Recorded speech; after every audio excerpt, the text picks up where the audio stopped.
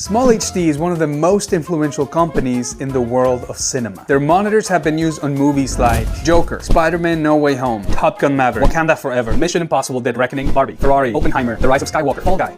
You get the point. They're almost on every major blockbuster movie. But how did a local startup become the monitor on almost every blockbuster set? I've used and trusted SmallHD's monitors for years, but I've never seen where they actually come from. So Patrick and I visited their headquarters in North Carolina to see how they became a brand trusted by Hollywood.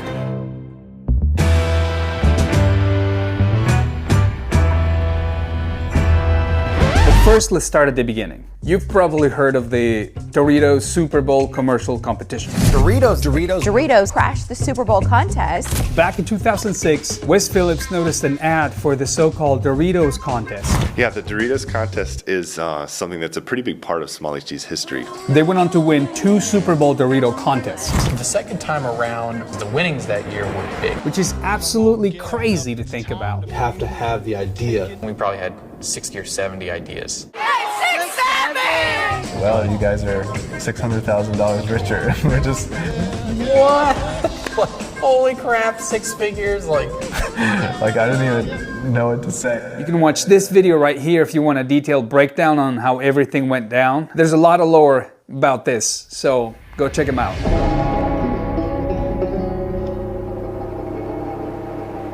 So they went on to make the monitor they wish they had, and that's the DNA that SmallHD was born with. Yeah, this is the original. Buttons on the back, which everybody hated, right? Oh, that's what those are. I didn't even realize. So you can't even see what you're doing. You know, you got your regular baseband video, your VGA port component, S video, right? Wes and Dale kind of came out with this thing. We would take the main board that we found in a DVD player. We figured out if you sawed off enough of it, you could keep the video portion and get rid of the audio portion. But if you go too far, it ruined the board, right? So just enough. So we would sit outside with a bandsaw and... No one knows about this yet. Saw boards in half. So when we first got there, we met some really cool people. So this is Russell Hawken. He is our lead architect. He's actually based in New Zealand. So he gets up incredibly early in the morning. It's a little warm in here. It's warm. We're in the SmallHD test lab right now. I actually wrote code for DP6s and DP4s once upon a time. Nice. I developed that 502 that's on top of there. Which one? To what it is, the one that's on your rig. Oh, he's looking around for it. Which one? More than anything, I wanted to understand how they go from an idea to a product. What we do back then, as well as now, is we get ideas from our customers, from other people within the industry. We have product managers who have all been part of cinematography for decades. I think everyone in the building has some amount of a role of just spitballing ideas, talking about what we need. I'm not typically one of the people who are like sitting down and deciding which ones we're going to move forward with. We all contribute, but luckily I'm not the one who has to actually pick something. That's someone else's responsibility. One of the first things we look at is the panel. We have to decide whether or not it's worth building a chassis around and creating firmware for. And so the panel is usually the very first thing that comes. Well, that's a lot of monitors too. That is just a lot of monitors. And then, you know, we go to what we're currently shipping. We've come a long ways from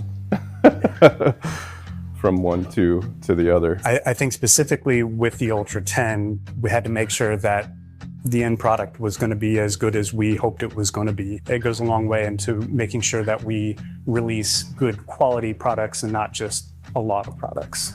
A lot of respect for what Scott just said, because they really do pay attention to every detail to make sure that the monitor we get turns out to be the best they can make. And I think that's why their advertising has always been so bold, especially when they talk about how durable these monitors are. So these pictures on the wall as you head back towards manufacturing here are the original testing. We did some creative things to show how it was durable. That's shooting it with a gun is the first one. Second one is lighting it on fire. And the third is actually running it over with the founder, Dale's Bronco.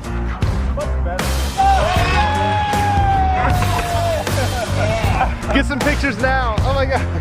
No, it's really not. They did some crazy advertising back in the day. In fact, I still have my 502. They really make them so they last a long time. They even let me test the durability of the Ultra 7 by getting it completely wet. The Ultra 7 was the first monitor that we did any sort of ingress protection. Nothing can get inside and damage the monitor. We've tested it ourselves, and we've also had it tested by a third party for IP54, which is complete protection from dust ingress, and the 4 means it can handle splashes, dripping water, spraying water. So when we went to assembly, we actually got to take a peek at how they were building the first batch of Ultra 10. And at this time, the Ultra 10 was not out yet. It was really cool to see how they were building the brand new monitor that they will be shipping in the next few weeks. Do you mind if we take a shot of building the first ever Ultra 10? So these are the first ones being built, and we're kind of teaching everybody, going through the assembly instructions and making sure that everybody knows how to build the monitors. All of the monitors that SmallHD sells are actually assembled here in North Carolina by hand, every single one of them.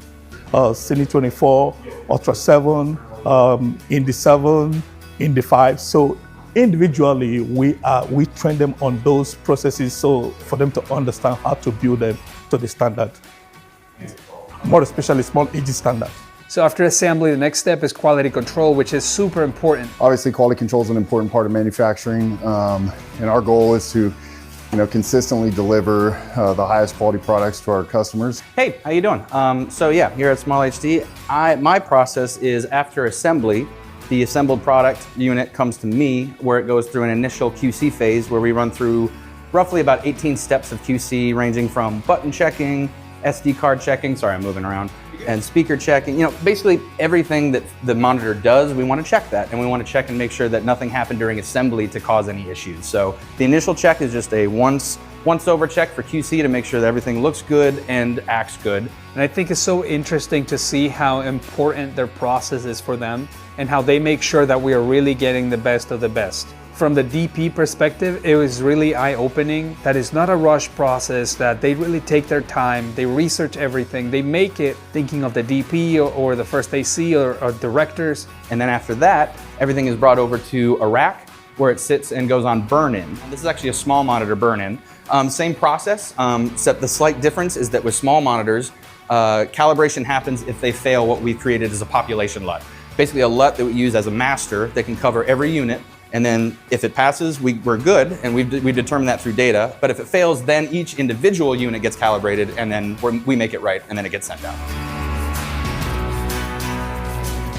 Then I found out about the ping pong situation. Dan is the current ping pong champion as the most recent ping pong tournament. Same thing, got me again. I did beat him 5 games to 0 today. I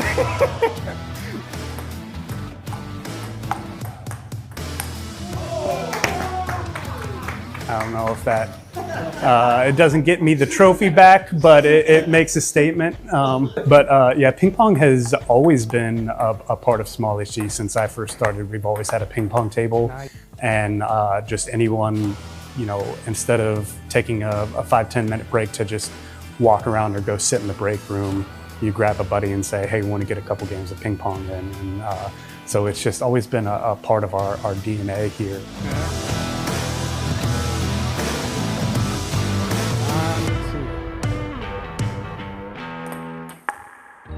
After the monitors are done being built and they're past quality and everything else, and they're ready to actually be put in boxes, then they come over here to kitting. They're taking the individual monitors and they're putting them in the box along with the accessories, not touching any fingerprints on the monitors before they go out. And then he'll box them up and kit them.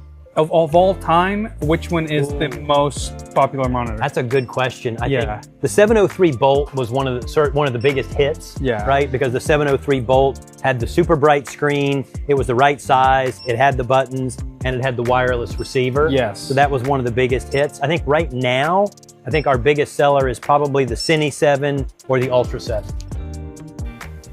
Now that has nothing to do with SmallHD, that has to do with the Warriors winning last night. That's what that was about. Go Steph. So this is the final step right here. I always come back here, and this is how you know whether we're having a good month or not. If he's watching basketball replays, then we know it's not a good month.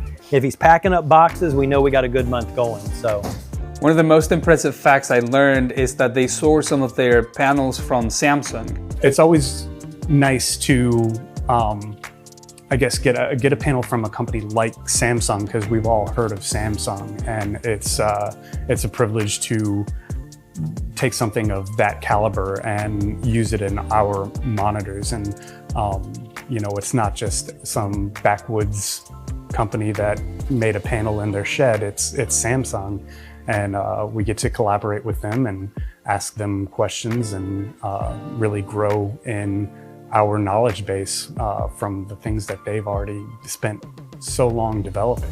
So if you own a Samsung TV, you're essentially watching a movie in the same panel that they used to monitor the movie during the shooting of the movie. I think that's incredible. Today, SmallHD continues to lead and innovate the industry with tools like camera control, wireless video, and a personal favorite for me is EL Zone, which has become one of my most used tools in SmallHD monitors. One thing I will say after having been there is that everyone that works there is actually passionate about what they do, and they want to do it the best they can. It made me rest assured that the product I'm getting, it's a good product because it's made by people that care.